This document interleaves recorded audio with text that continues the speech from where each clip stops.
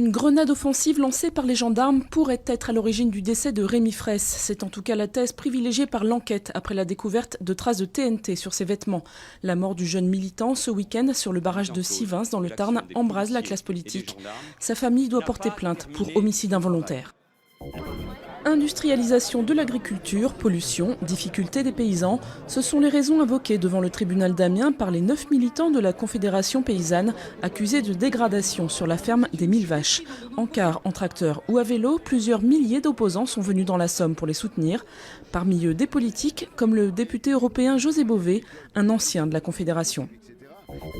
Le cauchemar se poursuit au Mexique avec la découverte d'une nouvelle fosse commune clandestine dans la région d'Iguala, au sud du pays. C'est dans cette même zone que 43 étudiants ont disparu depuis plus d'un mois.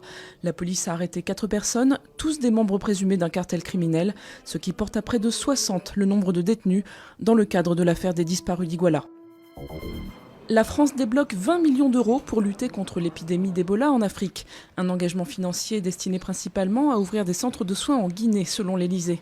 Dans les mois à venir, Paris espère mettre en place 200 lits. L'épidémie a fait près de 5000 morts, principalement en Guinée, Libéria et Sierra Leone. Pour être élue Miss Ouganda, un joli minois et un corps de rêve ne suffisent pas. Cette année, la gagnante devra promouvoir le secteur agricole, un des piliers de l'économie du pays.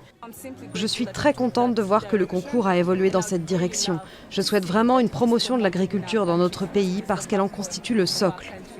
Pas simple de traire les vaches sans écailler son vernis, mais on peut apparemment être belle tout en s'occupant des bêtes.